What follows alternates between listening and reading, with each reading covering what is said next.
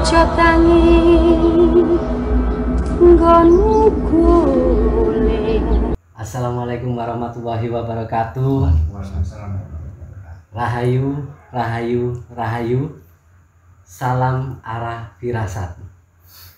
Alhamdulillah, pada saat ini saya ditemani oleh beliau yaitu Romo dan juga Mas Raswin dari tim Kendali Rasa.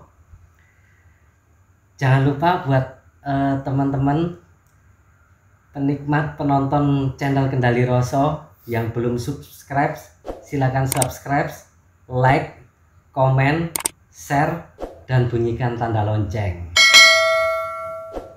Saya juga berterima kasih kepada para penonton channel Kendali Rasa yang tidak men-skip atau melewati iklan-iklan yang ada di Kendali Rasa selama menonton acara-acara di Kendali Rasa.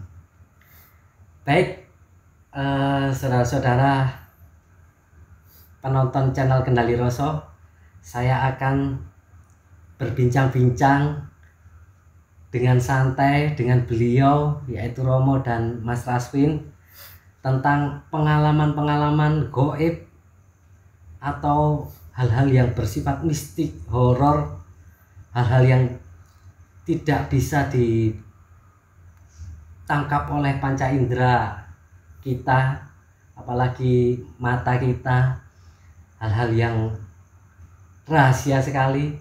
Mari kita langsung berbincang dengan beliau dan Mas Raswin. Assalamualaikum Romo. Waalaikumsalam warahmatullahi wabarakatuh. Alhamdulillah. Bagaimana kabarnya Romo? Baik saja Mas. Ini sini waktunya kan hujan, jadi agak kayak gimana gitu. Tapi enak, alhamdulillah, hujan-hujan juga enak ya. Iya. Hujan panas itu enak-enak aja lah. Jangan jadikan nggak enak. Gimana Mas? Iya, kemarin kan saya barusan dapat informasi dan juga di channel Kendali Rasa itu menampilkan hal yang membuat saya iri, Romo. Apa itu? Yaitu pendakian di pertapaan Indrokilo. Oh, gitu. Jadi teman-teman channel Kendali Rasa, ketika tim Kendali Rasa dan Romo ini berangkat ke Indrokilo, pertapaan Indrokilo itu tiba-tiba saya ada halangan, jadi saya tidak bisa ikut. Dan saya sebenarnya ingin sekali ikut dalam perjalanan itu. Kenapa? Karena jelas sekali pasti ada banyak hal yang didapatkan, terutama Mas Raswin ini. Iya, Romo, saya ingin mengulas sedikit tentang masalah pendakian gunung, makhluk-makhluk yang ada di gunung dengan makhluk-makhluk yang ada di perkotaan, Romo. Apakah mereka itu kalau di gunung itu memang lebih banyak atau mereka itu lebih senang di sana, dan bagaimana kekuatan-kekuatan makhluk-makhluk astral yang ada di gunung itu, Romo? Yo gitu ya, begini Mas ya. Itu kan sudah pernah saya ulas, sebenarnya cuma sedikit di saya dengan yang podcast dengan Mas Raswin, bahwa di dalam Al-Quran ya kan salah satu ayat ya kan mengatakan bahwa para jin-jin itu salah satunya itu mereka itu mendiami di lembah-lembah, di dataran-dataran tinggi ya, seperti gunung lah ya gitu loh. Jadi otomatis daya energi menampakkan diri itu lebih besar daripada di kota. Karena di kota itu kan hawanya manusia kan, mohon maaf iya kan, itu yang bisa menutupi energi-energi mereka. Tapi kalau di gunung kan jarang, apalagi sampai di ketinggian 1000 berapa, itu kan jarang ada orang. Otomatis mereka untuk menampakkan diri itu lebih gampang lah. Jadi jangan heran kalau pada saat siang hari, jangankan malam hari, siang hari mereka bisa menampakkan diri. Kalau di kota enggak, Mas. Bukan masalah kekuatannya itu beda, enggak. Memang yang mendominasi itu manusianya di kota itu. Ya kayak lampu padam ya kan, kayak elektronik ya kan, kayak banyak di kota-kota itu ada azan, ada sholawatan, itu yang mendominasi mereka untuk seolah-olah itu jarang menampakkan diri. Hanya tertentu aja pada orang sih memang apes. Apes saja ya kan. Jadi kalau masalah kekuatannya sama saja. Sama aja lah. Ya coba kalau sampean itu di gunung sendirian. Ya di kedinginan 1000 berapa ya kan, sendirian aja. Terus apa pakai camping ya kan, atau camping terus sampean rokokan terus misu-misu lah ya kan. Lah didatangi. Tapi kalau di kota sampai apa jadi ngumpat-ngumpat, berarti yang saya tanya kan sampean sendiri. Bukan setan itu. Yang saya tanya diri kita. Ya, tapi kalau di kota itu dominannya itu kayak makhluk-makhluk astar itu, dia itu menempati tanah-tanah apa jadinya bangunan-bangunan kosong yang jarang ditempati. Kalau bangunan masih lebih dari 1 bulan atau 41 hari itu sudah pasti dihuni oleh bangsa-bangsa lembut. Sebenarnya walaupun kita menempati rumah itu juga ada bangsa lembutnya, cuma lebih terkondusifkan karena di situ kan ada apa itu, kita pakai aktivitas untuk sholat, untuk apa kebajikan ya kan, keramaian, itu mereka malas menampakkan diri sama seperti itu. Tapi di gunung kan memang hening kan. Jangan kan malam, siang aja sudah apa jadi bisa menampakkan diri. Jadi sebenarnya kekuatannya sih ya sama lah kekuatannya, cuma beda tempat. Ibarat gini mas, ikan ya kan, ikan kalau dia itu di samudra terus ditaruh di suatu tempat yang terbatas ukurannya ya kan, gerak-geraknya gimana, beda kan, beda. Sebenarnya kekuatannya sama, ikan yang di kolam dengan di anu sama, berenangnya sama ya kan, cuma berhubung tempatnya aja. Nah kalau di kota geraknya itu terbatas kayak makhluk astar, karena geraknya manusia itu sudah luar biasa kan? Ya kan? Geraknya manusia sudah luar biasa, cuma rata-rata setan dan para jin yang nggak baik ya kan, jin yang nggak baik itu mendominasi pasar dan bangunan-bangunan yang terkenal angker atau pasar. Makanya Rasulullah bersabda bahwa apabila kamu masuk pasar baca doa. Ada doanya mas, nggak saya di sini kan nggak enak ya kan, ada doa. Tolong dilihat di Google kan ada ya. Di Google doa masuk pasar ya, biar kita terhindar dari setan apa kan gitu. Begitu mas. Di gunung juga gitu, sama. Jadi salamun ala musafil alamin. Kalau saya setiap naik gunung, setiap naik muncak, saya selalu berdoa itu. Salamun ala Sulaiman fil alamin. Jadi baca kursi gini, saya naik ini tujuan saya untuk beribadah di atas puncak atau di lereng puncak, saya berdoa. Karena di dalam ayat salah satu doa yang mustajabah adalah berdoa di ketinggian. Gitu loh mas, salah satunya ya kan. Jadi saya ini tidak niatnya hanya mendaki aja. Salah satunya ibadah, nomor 2 tadabbur alam ya kan, melihat kebesaran Allah, nomor 3 camping mas, santai-santai gitu loh. Terus nomor 3 ya, nomor 3 ya. Jadi teman-teman sahabat channel Kendali Rasa, kalau bersama Romo, bersama orang-orang soleh, orang-orang alim, kita naik gunung itu tujuannya saja sudah berbeda. Apalagi nanti yang didapatkan dari naik gunung itu tadi jelas berbeda sekali. Kalau misalkan saya Mas Raswin ya, berangkat naik gunung sampai puncak, berdoa aja lah, berdoa aja, kita nikmati foto-foto apa segala macam, senang-senang ya. Habis itu pulang ke rumah, paling yang terkesan ini loh fotonya, ini loh pengalaman saya. Tapi apa sebenarnya yang didapat yang bisa sampai menimbulkan suatu ibadah lah itu, efek ibadah lah, efek ibadah itu tadi. Mana? Jadi gimana tadi Romo, kalau misalkan kita ini ke puncak itu sebenarnya pertama kali ya sujud mas, sujud syukur, alhamdulillah ya Allah, subhanallah, alhamdulillah, wa la ilaha illallah 10 kali. Setelah berdoa, ya Allah, saya terima kasih ya Allah Kalau bukan karena kekuatan yang engkau beri, aku nggak bisa sampai ke salah satu ciptaanmu, yaitu lereng gunung ya atas puncak ini. Kalau bukan karena apa sini? Izin. Nah, begitu Mas ya. Ini masih nyala Mas ya. Oh, masih. Jadi kita ini bersujud dulu baru berdoa. Dan tolong ingat, kalau naik gunung jangan pernah tinggalkan ibadah. Terutama sholat 5 waktu. Lah kalau kita tujuannya ke puncak untuk berdoa tapi meninggalkan sholat, ya gunanya apa Mas? Kalau nggak ada air kan bisa tayamum. Nah kan gitu kan, ada seandainya di ketinggian berapa kan, kadang-kadang nggak ada air ya, nggak ada sumber air kan bisa tayamum. Jangan pernah tinggalkan sholat. Nomor 3, pertama tuh ya, nomor 3, seluruh makhluk yang ada di gunung itu ada ciptaan Allah. Mereka sama-sama dengan ciptaan Allah. Jadi jangan saling mengganggu lah. Jangan ngomong kotor, ngomong jorok ya kan. Jangan ngawur, jangan kencing sembarangan. Kalau buang air besar jangan di jalur pendakian. Ya janganlah. Satu, bukan hanya makhluk halusnya yang marah, pendaki juga marah Mas. Iya kan? Ya cari agak jauh dari jalur pendakian, terus kita bikin lubang Mas. Nah, makanya kalau naik gunung bawa palu dan bawa apa ya, sekrop lah atau lidi seperti itu. Kan gitu, jangan apa buang air kecil dengan berdiri.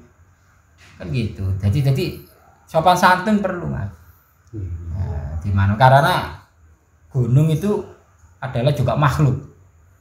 Kita masuk juga permisi, baik, berangkat baik, pulang baik. Dan tolong ingat ya, naik gunung puncak bukan tujuan Mas. Tujuan kita berangkat pulang selamat. Itu hanya bonus aja lah. Yang penting kan di ketinggian kita, seandainya kita mampunya di pos 2, pos 3 umpamanya ya kan. Kalau sudah nggak mampu salah satu ya sudah di situ aja kita beribadah, kita sholat, kita nikmati pemandangan, kita tafakur.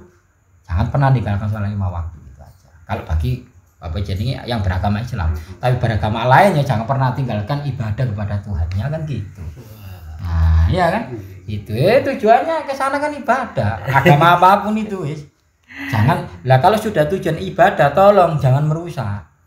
Jangan vandalisme. Apa vandalisme itu? Kamu tahu? Jangan coret-coret di batu. Ya, kayak nama klub Kendali Roso Channel tahun segitu nggak boleh Mas. Nggak boleh itu ya kan. Jangan mengambil apapun kecuali gambar. Jangan meninggalkan apapun, maksudnya meninggalkan sampah jangan. Kecuali jejak. Nah, iya kan. Oke, jangan membunuh apapun. Bunuh hewan nggak boleh Mas. Kecuali sangat terpaksa, kita benar-benar takut ya ada ular benar-benar ingin ya beda. Tapi kalau bisa kita hindari. Kecuali waktu. Maksudnya waktu itu begini. Kita umpamanya kita harus manajemen waktu lah. Naik gunung umpamanya Gunung Lawu ya kan, perjalanannya umpamanya 8 jam ya kan. Dan kita ini besok kerja, ya sudah, kalau ingin cuma 1 hari aja wis jangan leha-leha soante gini, enggak usah. Jadi jalan pelan-pelan pokok pasti. Gitu loh. Jangan jalannya 10 meter, istirahatnya setengah jam, 10 meter setengah jam. Mendingan nggak usah naik gunung ya kan. Itu apa jenenge wisata ceria aja lah. 10 meter duduknya setengah jam, nggak nyampe, akhirnya kerjaannya terbengkalai gitu loh. Jadi manajemen waktu paling penting. 3 hari ya 3 hari, 2 hari 2 hari. Ini namanya membunuh waktu. Ya kan? Iya. Ini seperti itu. Jadi waktu yang kita manajemen, jangan kita ini dikejar oleh waktu, dibunuh oleh kalau di atas gunung. Itu udah kedisiplinan kita di sini, Mas. Kalau memang kita bisa berangkat jam 7, kenapa kita berangkat jam 8? Kalau memang kita bisa berangkat jam 5, kenapa kita berangkat jam 10? Ada apa dengan jam 6, 7, 8, 9? Oke. Nah, maksimalkan waktu seperti itu ya manajemennya. Begitu, Pak. Istimewa sekali. Istimewa sekali. Jadi ini merubah pola pikir saya tentang apa ya, keinginan untuk berwisata ke gunung atau pendakian. Itu sebenarnya yang saya rasakan kan biasanya itu keinginan saya untuk mendaki di sana kan hanya sekedar ingin menikmati keindahan alam, terus apa ya istilahnya itu berbagi pengalaman-pengalaman kita pernah ke sana kemari. Tetapi hari ini saya dibukakan lagi oleh Romo bahwa pendakian itu tidak hanya itu saja, tidak hanya bercapek-capek ria, bersenang-senang dengan capeknya itu, tidak hanya itu. Ternyata kita harus memanajemen waktu, harus juga yang paling penting tadi berdoa, ibadah tidak boleh ditinggal. Selama ini terus terang saja ya, kalau saya mendaki gunung pastilah sholat 5 waktu itu ya mana sempat. Yang penting yang jelas banyak alasannya pakaian kotor gitu. Sedangkan di rumah aja pakaian nggak kotor banyak nih kalau nah, kalau kita mendaki gunung yang menikmati ciptaan Allah, yaitu makhluk namanya gunung, kalau kita bisa sholat di gunung dengan tertib, ya kan, dengan konsisten, ya kan, insya Allah nanti kalau sudah naik kita akan terbiasa. Sedangkan di gunung dengan pakaian yang serba terbatas, ya kan, Iya. kita bisa melaksanakan ibadah. Apalagi di rumah yang pakaian suci-suci masih banyak di lemari, ya kan. Nah, hanya masalah anu aja lah, masalah apa jenenge mindset kita, masalah ibadah gitu loh, hanya itu aja. Ya Romo, alhamdulillah saya punya pertanyaan lagi Romo. Ya monggo. Ini tentang sejarah-sejarah raja-raja pada saat yang sudah berabad-abad lalu Romo. Seperti kerajaan Majapahit, Gelang-Gelang, dan Singosari dan segala macamnya itu Romo. Di situ ada sosok-sosok penguasa yang mereka itu punya kesaktian-kesaktian, baik itu spiritual atau supranatural, dan mereka itu pernah ada di gunung-gunung menyepi semedi atau apapun bertapa ya. Itu mereka mendapatkan sebuah kekuatan itu, apakah memang benar Romo dari semedi dan bertapa itu Romo? Ya memang benar Mas, karena apa itu namanya kan ada kan olahraga, yaitu kalau kita ingin membentuk tubuh kita menjadi lebih kuat kayak binaraga itu ya kan? Harus melakukan latihan-latihan khusus, teknik-teknik khusus, ya kan, makanya dibentuk, ya dibentuk, makanya jadi binaragawan, olahragawan. Ada namanya olah rasa, kalau ingin rasa kita lebih kuat, ya kan, rasa kita ini lebih apa jenenge lebih kuat, ya kan, lebih jos, ya kan, lebih sensitif, lebih hebat, maka itu yang dinamakan olah rasa, yaitu dinamakan semedi, dinamakan kholwat. Kalau bahasa apa jenenge, kalau dalam Islam itu kholwat, mendekatkan diri pada Sang Pencipta. Dulu juga gitu, sama.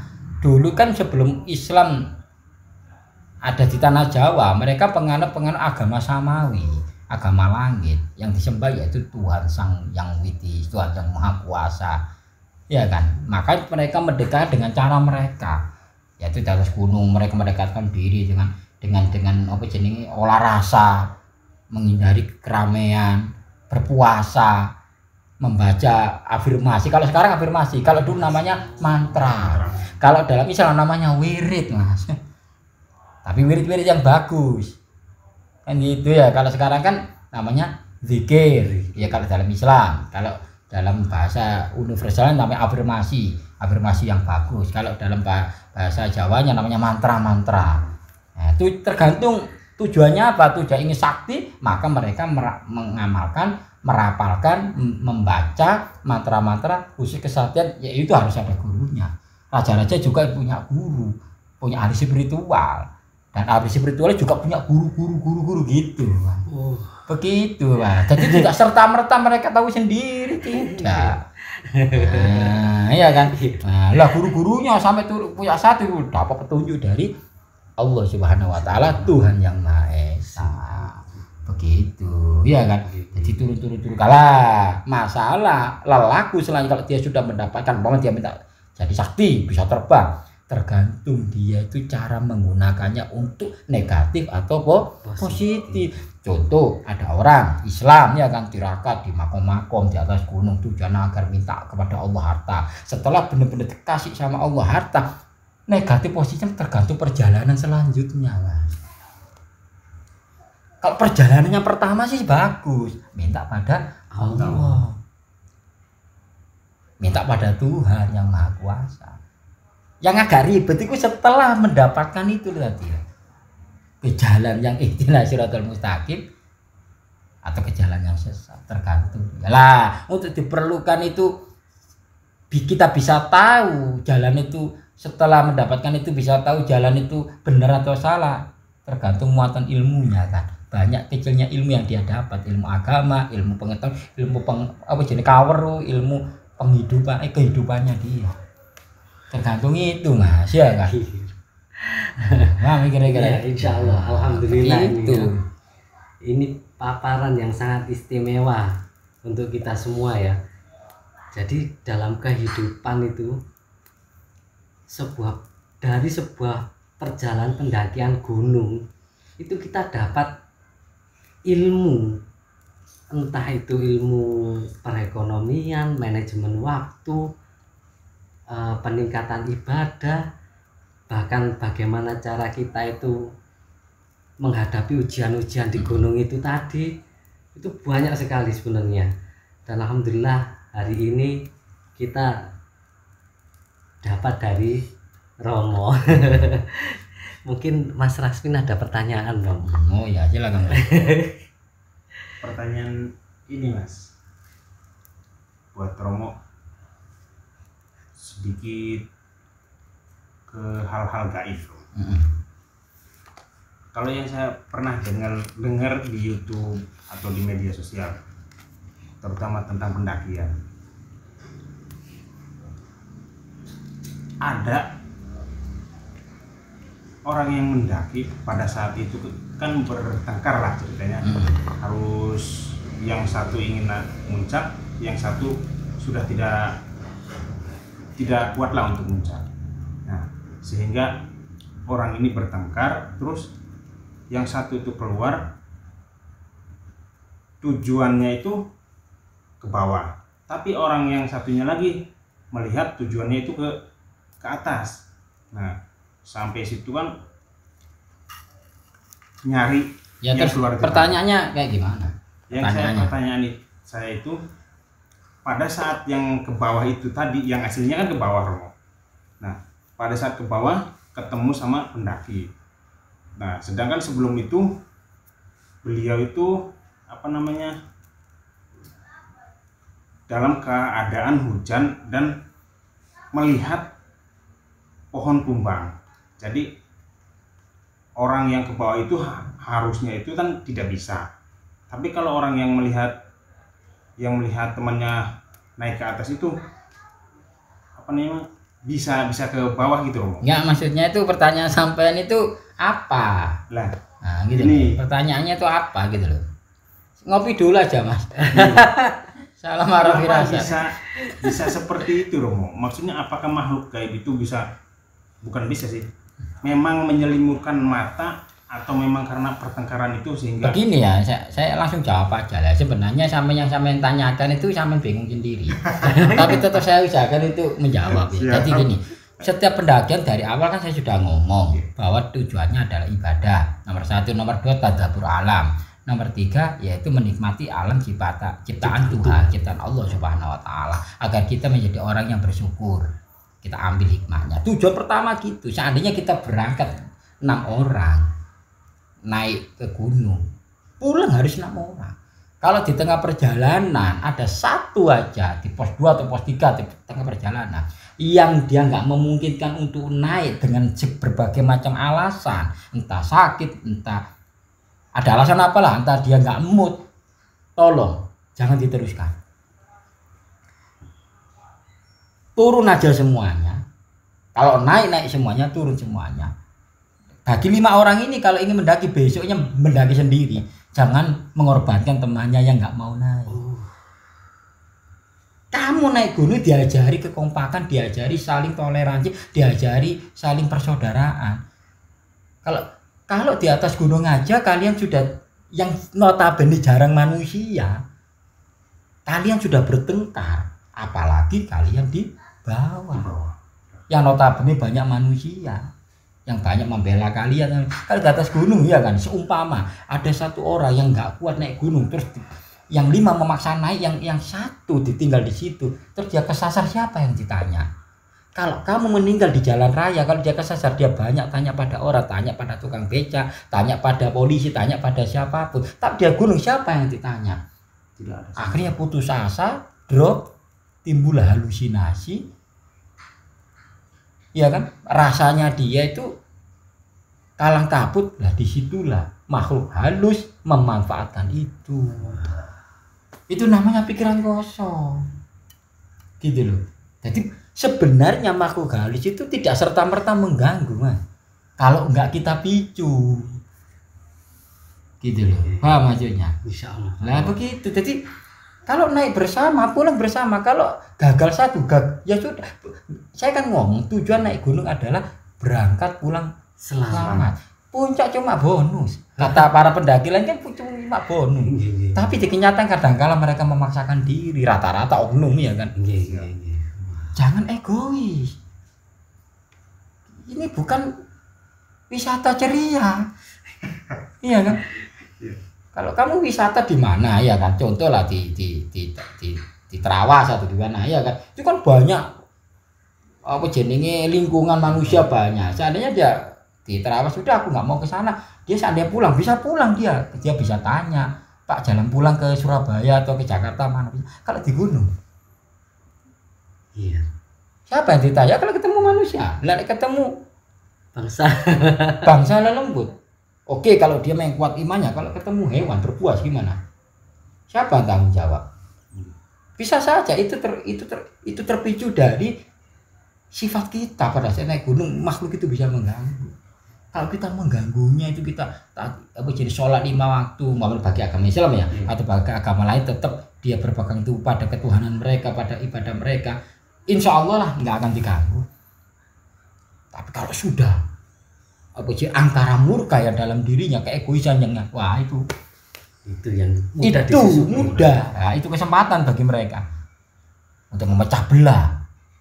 Nah, ya, domba yang sendirian dengan domba yang bergerombol lebih mudah diterkam oleh serigala, yaitu domba yang sendirian. Ya nggak kompak lah. Begitu. Sebenarnya pertanyaannya itu mudah, cuma dia aja. Iya kan gitu. Jadi yang pentingnya tujuan pertama itu ibadah. Otomatis tetap ibadah yang diperintahkan oleh agama kalian masing-masing dilakoni lah. Nomor 2 akhlak. Ya kan? Jangan pernah menebang walaupun itu ranting kalau nggak ada maksud untuk kemaslahatan kalian. Tiba-tiba ini kan jalur pendakiannya. Ini ada pohon kecil, tiba-tiba kamu bacok gini, nggak kamu gunakan, nggak boleh, itu merusak namanya. Di dalam Islam juga nggak boleh itu. Kalau pada jalan pendakian terus ada pohon atau meningkar, kamu tebas gini tujuannya untuk bisa lewat, nggak apa-apa kan, ada manfaatnya. Untuk mempermudah jalan kalian, ada ranting-ranting itu kamu pecoki, kamu singkirkan, ya kan? Kamu tebang lah ya, itu nggak apa-apa karena untuk buka jalur. Tapi tiba-tiba kalau kau ini terpoe coy, salam dari enggak, jangan lah. Itu ya kan. Salam dari Surabaya, pohon pisang, jangan kalau di gunung ya kan. Gitu. Nah, ya kan. Karena memang seluruh bumi ini bahkan hewan dan tumbuhannya itu diperuntukkan untuk kemaslahatan manusia. Kemaslahatan ya. Kemaslahatan, tolong digarisbawahi, kemaslahatan. Kalau kamu menebang karena keangkara murkaanmu, wah bahaya Mas, jangan. Dan itu juga makhluk hidup Mas. Tapi kalau untuk kemaslahatan manusia, mereka ikhlas karena mereka diperintah untuk kemaslahatan manusia. Contoh, tiba-tiba ada ayam, dia sehat-sehat aja, tiba-tiba kamu beli, kamu buang, dosa Mas. kamu belah dengan membaca bismillah ya kan, seret, terus kamu olah, kamu makan, kan kemaslahatan manusia. Tiba-tiba kamu belah sudah dilempar, padahal dia bukan kena penyakit, memang sehat, apa ayamnya sih. Gitu. Dia nggak ikhlas, dia makhluknya Allah, dia butuh hidup, iya kan? Dia rela mati atas perintah Allah untuk kemaslahatan manusia. Nah, ya. Barangkali pertanyaan berapa kali lagi nggak apa? Iya. Jadi saya simpulkan dulu Romo. Dari pertanyaan Mas Rasvin yang ini tadi, alhamdulillah kita dapat lagi bahwa dalam pendakian itu kita juga diajarkan bagaimana berakhlak pada makhluk lain. Pada makhluk lain. Kalau kita berakhlak buruk pada makhluk lain, alam tuh juga akan menyerap energi negatif yang nanti dikembalikan kepada kita sendiri. Iya. Itu yang bahaya.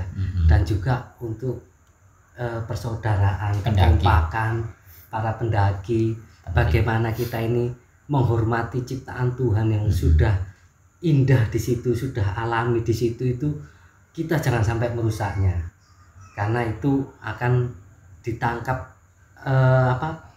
kegiatan kita merusak alam itu ditangkap oleh alam, nanti kita juga akan terkena dampaknya.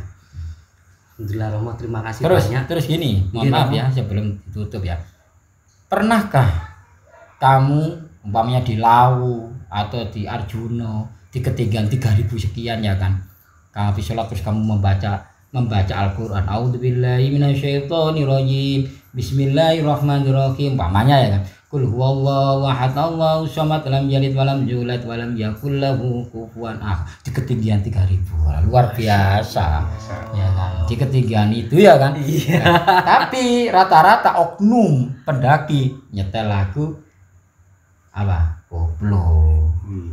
Ya nggak apa-apa sih, tapi kalau bisa tolonglah, iya kan, baca Al-Quran. Kalau bagi agama lain kayak jenenge orang di non muslim, tolong baca kitabnya di ketinggian 3000 sekian, luar biasa, kamu akan menangis itu, iya kan. Kamu baca a'udzubillahi minasyaitonirrajim, bismillahirrahmanirrahim, alam nasrah laka sadrak. Kalau bisa baca terjemahannya, habis baca itu satu surat baca terjemahan. Kalau kamu nggak nangis, nggak usah diminum kopi ini. Di ketinggian 3200, luar biasa, di geningan malam, hebat kan? Hebat. Saya sering kayak gitu. Nah, iya kan, itu nggak terpikirkan oleh kalian, iya kan, gitu. Kalau bagi yang agama lainnya baca kitabnya, iya kan, baca doa gitu ya, bolehlah nyetel itulah, tapi ada waktu. Kalau bisa sih tolong untuk para saudaraku, para pendaki ya kan, kalau sudah artinya di camp ya kan, kalau sudah jam 10 tolong volume guyonnya itu dikecilkan, karena ada pendaki lain yang ingin tidur, ingin istirahat.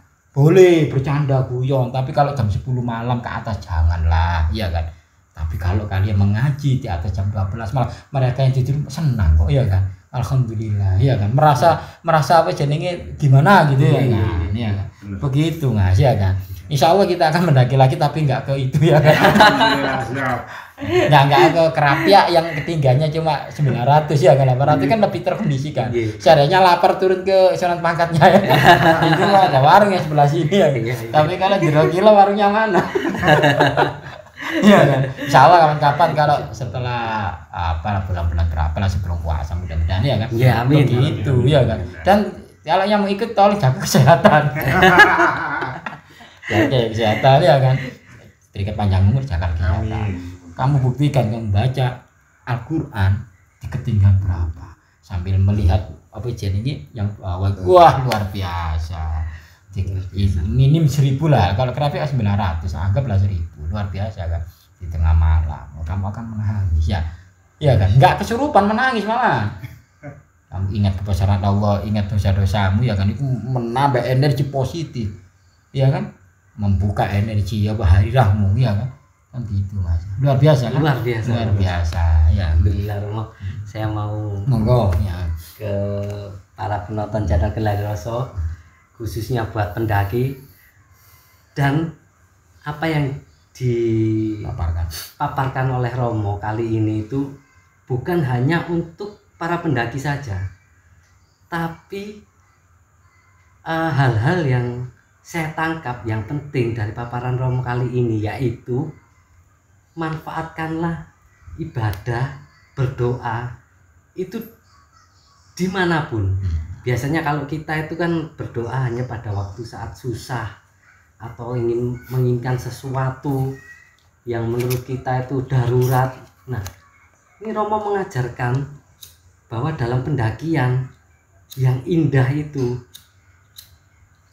laksanakan ibadah, berdoa. Nah, itu benar-benar jarang sekali kita itu melakukannya dan bahkan tidak terpikirkan sampai saat ini. Baca-baca ayat suci. Masya Allah, baca-baca ayat suci Al-Quran, zikir. Itulah bedanya kalau kita mendaki bersama dengan kelompok kita dan orang yang soleh. Itu perbedaannya ya, itu di situ itu. Romo, saya mau tanya lagi Romo. Dalam pendakian itu banyak cerita-cerita tentang kesurupan. Iya. Banyak cerita-cerita tentang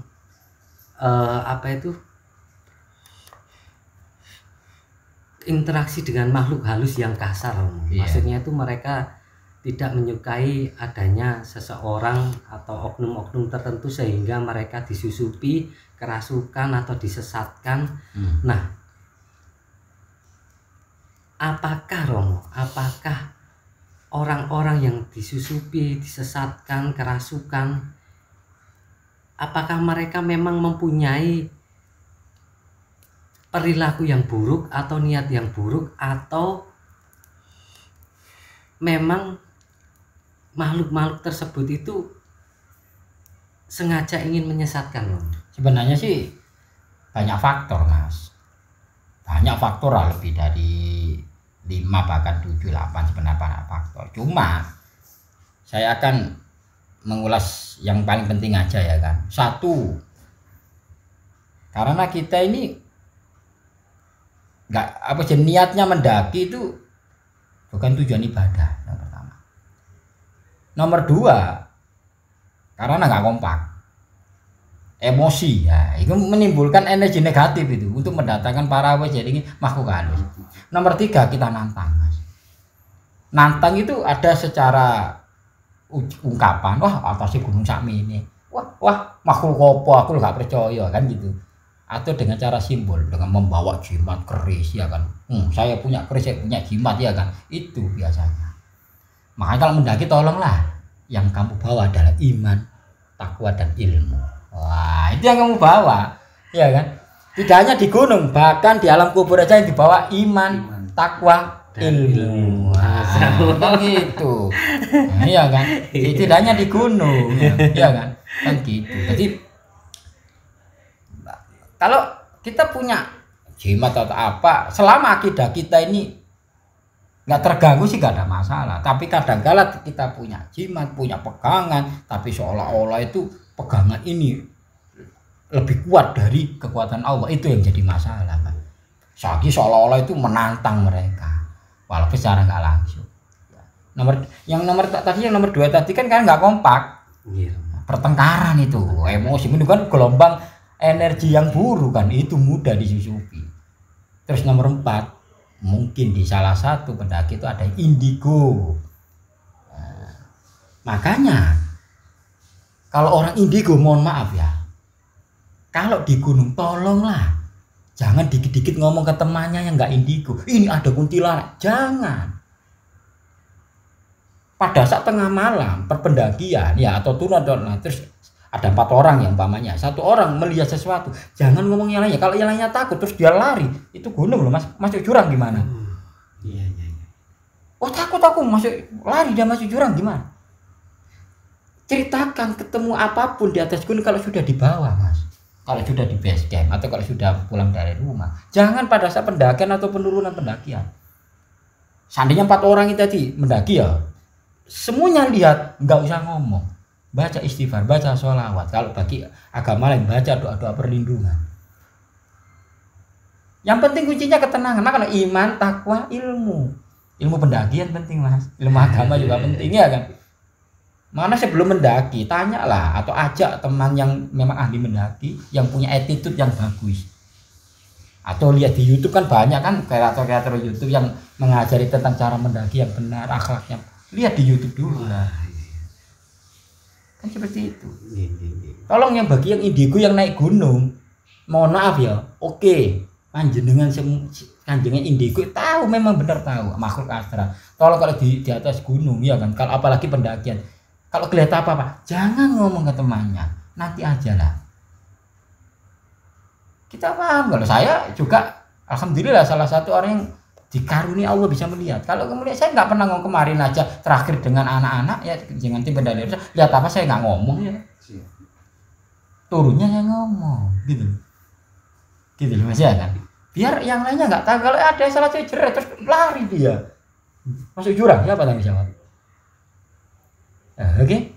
Tolong jangan ya kan. Dan faktornya banyak Mas, yaitu tadi indigo, terus nantang ya kan, kurangnya ilmu ya kan, niatnya sudah nggak bener, apalagi pas mendaki dengan ceweknya, niatnya di sana terus berbuat mesum. Waduh Mas, naudzubillamin. Tolonglah kalau ada seperti itu, bagi para pendaki jangan segan-segan untuk menegur. Kalau dia masih berontak, walaupun ada di sana pokoknya nggak boleh memetik mengambil bunga Edelweiss ya kan. Kalau ada tolong ditegur itu, tapi dengan cara yang baik dulu. Kalau dia masih kira, serahkan ke ranger. Ranger itu jagawana lah. Gitu. Kan nggak boleh ya kan, nggak boleh buang sampah sembarangan. Tolong mereka itu diingatkan, Mas, tolong kita jaga bersama. Tolong sampahnya dibawa ke turun aja. Kalau di atas jam 10 malam teriak-teriak mengganggu pendaki lain, tolong diingatkan. Bila perlu, diajak semuanya untuk mengingatkan dia. Kita di gunung mencari ketenangan, keasikan, jangan sampai timbul konflik. Tujuannya mencari keasikan ya kan, kalau bagi pendaki loh ya, kalau bagi kita tujuannya ibadah ya kan. Kan gitu. Kalau keasikan tolonglah, di dalam kebebasan kita ada kebebasan orang lain. Di dalam hak kita ada hak orang lain. Iki memang iki salon-salon ku dhewe, tip-tip ku dhewe. So enggak bisa seperti itu. Gunung milik kita semuanya, bukan milik lu, kecuali kalau gunung kamu beli, beda. Iya kan? Bisa dipahami ya? Sudah nih waktunya sudah nih. Gitu ya. Jadi kesimpulannya gimana? Luar biasa ya? Luar biasa ya. Baik, sahabat channel Kendali Rasa, kali ini kita mendapat banyak sekali ilmu-ilmu yang bermanfaat dari paparan Romo. Salah satunya yaitu tentang pendakian, dan di situ ternyata ilmu pendakian itu tidak hanya bisa dipraktekkan dalam pendakian gunung saja, tapi kita juga bisa mempraktekkan ilmu-ilmu itu tadi di kehidupan kita sehari-hari. Alhamdulillah, semoga apa yang dipaparkan oleh Romo ini menjadi sebuah pembelajaran kita bersama, membuka cara kita berpikir yang baru untuk pendaki maupun untuk yang bukan pendaki. Alhamdulillah, saya bisa berbincang dengan Romo dan Mas Rasvin di channel Kendali Rasa. Jangan lupa like, subscribe, bunyikan tanda lonceng, dan komen yang baik, saran yang baik, kritik yang baik, dan juga terima kasih banyak atas penonton setia channel Kendali Rasa yang tidak men-skip iklan-iklan yang ada di channel Kendali Rasa. Akhir kata, saya Fajar mewakili tim channel Kendali Rasa mengucapkan terima kasih banyak atas atensi sahabat channel Kendali Rasa. Semoga kita semua selalu diberi perlindungan oleh Allah Subhanahu wa Ta'ala, diberi kesehatan, diberi ilmu yang bermanfaat, dan pokoknya yang berkah-berkah begitu ya. Baik, saya Fajar, saya Romo, saya Rasvin, mengucapkan wassalamualaikum warahmatullahi wabarakatuh. Rahayu, rahayu, rahayu. Salam Arah firasat.